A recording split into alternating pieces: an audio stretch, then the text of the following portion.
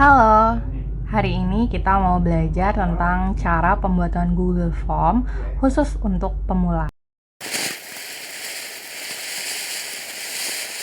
Assalamualaikum warahmatullahi wabarakatuh, anak-anak. Untuk tugas yang pertama, kemarin kan Bu Fia tugasi untuk membuat Google Form ya. Nah, kebetulan di sini Bu Fia tidak menggunakan komputer, jadi mungkin menunya agak sedikit berbeda dari tampilan laptop atau handphone yang terintegrasi sama Google Form. Nah, di sini seharusnya muncul di bagian bawah sendiri ini ada tulisan Google Form. Nah, di sini kalau sudah ada tulisan Google Form ya, silahkan kalian klik Google Form-nya, nanti akan muncul tampilan form yang baru. Nah, ini kebetulan waktu itu kan Bu Fia sudah pernah membuat. Nah, ini kita masuk ke Google Form yang sudah dibuat. Ini kita mulai aja dari awal ya. Jadi nanti tergantung di sini formnya, kelasnya disesuaikan saja kalian dari kelas 10 mana, 10 ASKEP 2, ASKEP 1, ASKEP 3 atau ASKEP 4. Nah, di sini kalian klik dan kalian tuliskan. Misalnya ini diganti ya, jadinya form kelas 10 ASKEP 1. Nah, di sini nanti akan menyesuaikan. Kalau nggak menyesuaikan berarti kamu copy paste aja dari sini. Ini di copy dulu, lalu dipastekan ke sini.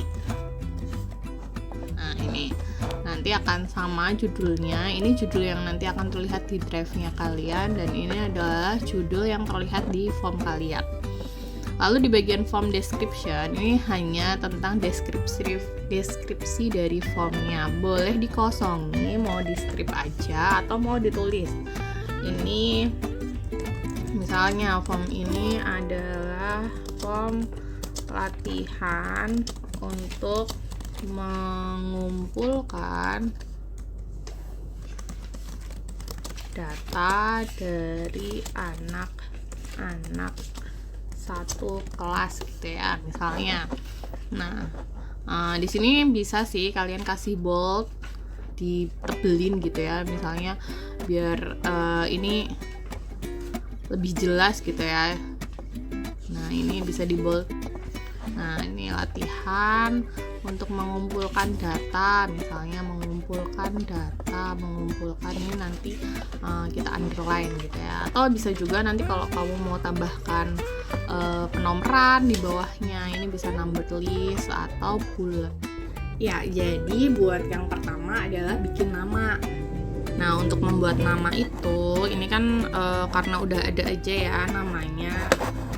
Jadi di sini kalau pertama biasanya sih di sini sudah ada langsung, cuma tulisannya mungkin untitled question.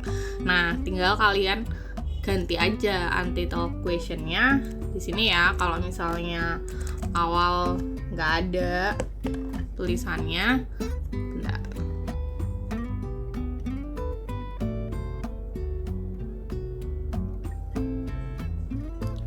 Nah, kalau misalnya di sini udah nggak ada tulisannya gitu, nanti kalian tinggal tuliskan saja di sini questionnya. Yang pertama adalah nama. Terus kalau misalnya Bu, ini dari awal tuh nggak ada apa-apanya. Oke, berarti kalian bisa di sini nih langsung aja ke yang tanda plus di atas sendiri. Di sini ada tulisannya add question ya, add question. Nah, nanti akan muncul seperti ini. Jadi ini adalah tampilan awal kalau kalian menambahkan question terbaru. Nah, apa ya? Jadi bukan idealnya sih. Jadi format awalnya memang kalau add question itu pasti di sini multiple choice. Nah, kalian tinggal ganti short answer atau jawaban pendek. Jadi kalau misalnya jawaban pendek ini bedanya sama multiple choice. Jadi kalau misalnya di jawaban pendek itu kamu belum tahu, kamu sudah tahu nama-nama teman kelasmu jelas ya, tapi kamu tidak ada datanya, jadi kan nggak harus tidak harus menuliskan satu persatu nama anak ya. Jadi biar mereka yang menuliskan nama mereka sendiri. Kecuali kalau misalnya kalian mau menuliskan nama-nama teman kalian, kalian bisa pilih yang multiple choice gitu ya. Misalnya di sini namanya yang pertama Anggara, yang kedua namanya Alay ya, dan seterusnya gitu ya. Itu kalau misalnya punya. Nah, kalau misalnya nggak ada, silakan langsung pilih aja yang short answer gitu ya. Nah, terus di sini adalah fungsi buat menduplikat. Ini kita tulis dulu nama. Menduplikat atau mengcopy. Jadi kalau misalnya kayaknya bentuk pertanyaannya nanti sama, kamu bisa copy aja daripada harus menambahkan dari awal dengan format yang harus kamu atur dari awal lagi. Jadi kamu bisa pakai duplikat. Nah, nanti akan muncul persis seperti yang tadi. Nama, bentukannya short answer. Nah, di sini required-nya tidak diaktifkan karena di yang bagian duplikat ini juga required-nya tidak diaktifkan. Nah, kalau misalnya mau diaktifin, artinya nanti semua teman-teman atau semua yang mengisi form kalian itu wajib untuk mengisi. Oke. Jadi yang untuk ini kita hapus dulu. Di sini yang tombol delete-nya. Nah, ini nama ya, delete. Oke, kita delete. Nah, setelah itu tombol kelas. Pertanyaannya adalah kelas. Sama ya dengan kelas. Ini juga short answer. Tuliskan saja kelas. Lalu, nah di sini adalah tanggal lahir. Kok beda ya? Di sini ada short answer text. Di sini month, day, sama year. Jadi kalau tanggal lahir kan kalau nanti bentukannya short answer itu pasti jawabannya macem-macem, beragam gitu ya. Dan jadi nggak rapi tentunya. Mungkin kadang ada yang nulisnya 08/08/2007 atau bisa aja yang nulisnya 08 Agustus 2007 atau ada yang nulis 8 AGT 2007. Nah, itu kan kalau misalnya kita buat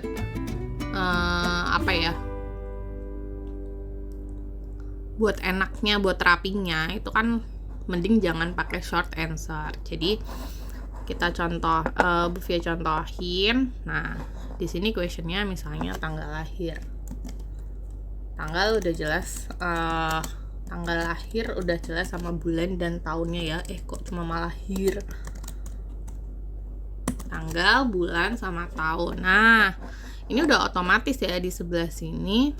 Otomatis bentukannya adalah tanggal. Kalau misalnya kok bentukannya nggak otomatis tanggal, nah kalian tinggal pilih aja nih. Nah, ini nih di bagian bawah tapi yang kedua dari bawah, jadi adalah date. Nah, ini kamu klik, nanti di sini bentukannya. Nah, nanti dilihat di sini nih nanti ya. Oke, ini di required biar semuanya wajib mengisi. Nah, sudah, yang terakhir adalah data foto selfie. Nah, di foto selfie ini aku hapus dulu ya. Oke, ini terakhir kita tanggal lahir. Lalu untuk menambahkan foto selfie gimana? Sama ya, add question. Di sini foto selfie.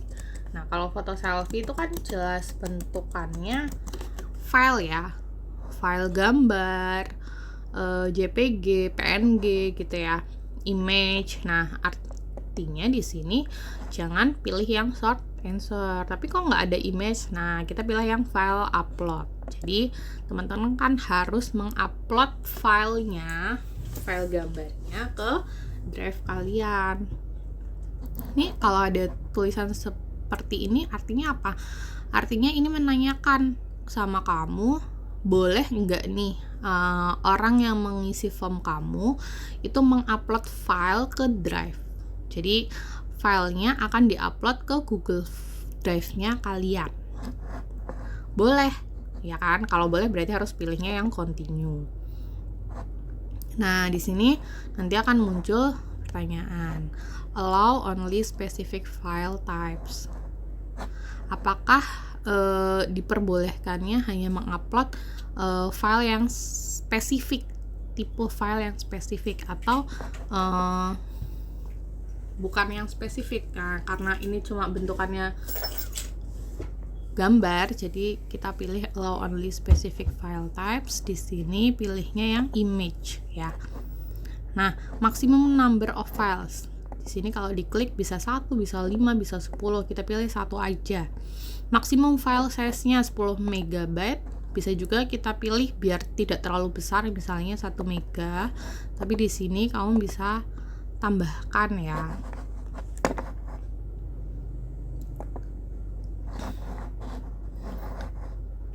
Di sini tambahkan, misalnya dikasih bintang.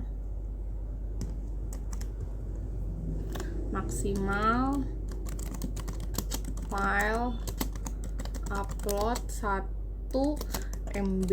Karena kalau misalnya tidak kamu kasih keterangan, nanti orang uploadnya ternyata lebih dari 1 MB, nanti kan gagal-gagal terus. Nah, itu nanti tidak tahu berasal kesalahannya dari mana, jadi harus dikasih keterangan. Maksimal file uploadnya 1 MB. Nah, di sini ada tulisannya kecil, this form can accept up to 1 GB of files. Jadi file ini hanya bisa menerima 1 GB total filenya. Nah, kalau misalnya ternyata temanmu banyak, lebih dari 100, lebih dari 2000 gitu ya, kita bisa merubah change total size limit for uploaded files. Ini misalnya 10 GB gitu ya, atau bisa dipilih 100 GB atau 1 tera gitu ya. Misalnya temannya cuma sedikit bu, ya udah 1 GB aja. Nah, kita balik lagi ke question yang tadi. Sudah selesai, kita tinggal klik yang required.